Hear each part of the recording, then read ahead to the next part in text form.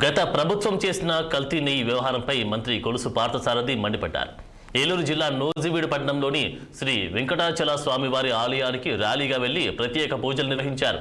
63.17 లక్షల కిలోల కల్తీ నెయ్యితోనే శ్రీవారి ఆలయంలో 20 కోట్ల లడ్డు ప్రసాదాలు తయారయ్యాయని ఆగ్రహం వ్యక్తం చేశారు.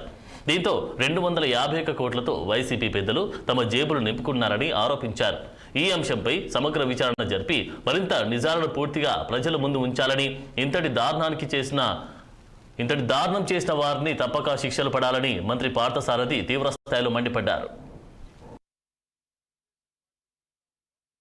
జనసేన పార్టీ చెప్తా ఉందో, భారతీయ జనతా పార్టీ చెప్పిందో అదే ఈరోజు సిట్ ద్వారా వాస్తవాలన్నీ కూడా ప్రజలకు తెలిసినాయి అని చెప్పేసి మనం చేస్తాను. ఈరోజు వైసీపీ నాయకులు ఎవరైతే బొంకుతున్నారో వాళ్ళు ప్రమాణం చేసి తిరుమల తిరుపతి దేవస్థానం లడ్డూల్లో కల్తీ జరగలేదని చెప్పగలరా అని చెప్పేసి ప్రశ్నిస్తా ఉన్నాం. భారతీయ సంస్కృతిలో అన్ని మతాల సాంప్రదాయాల్ని, మనోభావాల్ని, భక్తుల మనోభావాల్ని గౌరవించటం భారతీయ సంస్కృతి. పరమతాన్ని గౌరవించటం కూడా భారతీయ సంస్కృతి. కానీ వైఎస్ఆర్ కాంగ్రెస్ పార్టీ ప్రభుత్వ సమయంలో హిందువుల మనోభావాల్ని,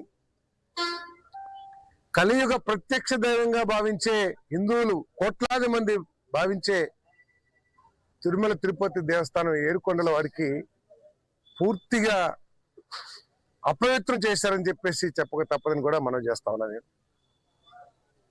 మనందరం కూడా తిరుపతి వెళితే మన ఇంటి చుట్టుపక్కల ఉన్న వారందరికీ కూడా ప్రసాదం తీసుకొచ్చి చిన్న ముక్కలు చేసైనా, చిన్న లడ్డూలైనా ఇస్తే దాన్ని ఎంతో పవిత్రంగా, భగవంతుడిని చూసినంత సంతోషంగా ఆ ప్రసాదాన్ని తీసుకుని వారి కష్టాలు తీరుతాయని నమ్మే సంస్కృతి మన హిందువుల సంస్కృతి అని చెప్పేసి మనం చేస్తాను.